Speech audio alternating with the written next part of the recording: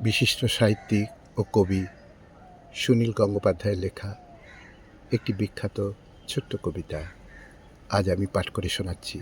কবিতা দুটি মাত্র অক্ষর। শুরু করছি। স্বপ্নে নয়, বুকের মধ্যে একটা কুঁড়ে ঘরের দরজায় দাঁড়িয়ে নীরা হাত বাড়িয়ে দিয়ে বলল, এসো।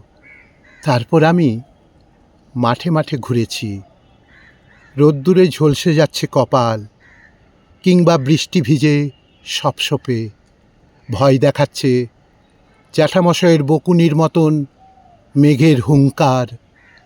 চটি ছিঁড়ে যাক, পায়ে কাটা ফুটুক, কিছু আসে যায় না। আমি শুধু শুনতে পাচ্ছি দুটি মাত্র অক্ষরের পরম বাগ্ময়তা, যেন মহাকাশের সঙ্গীত।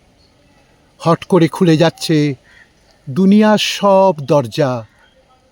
গভীর অরণ্য থেকে ভোরবেলায় আলো এসে বলছে, এসো। এইমাত্র জন্ম হলো যে ঝর্ণার, সে বলছে, এসো। মধ্যরাত্রির আকাশের শান্ত নীরবতা বলছে, এসো। শুধু প্রকৃতিতে নয়, শুধু হৃদয়ে নয়, শরীর বলছে, এসো। ওষ্ঠের অমৃত, স্তনবৃন্তের উষ্ণতা, জনির লাবণ্য বলছে, এসো। আরও পরে, আরও গভীরে, যেখানে সময়ের সঙ্গে মিশে আছে চিরকালের শূন্যতা, সেখান থেকেও ডাক শুনতে পাচ্ছি, এসো। এক জন্মের সমস্ত চলে যাওয়ার মধ্যে ধ্বনিত হচ্ছে, এসো।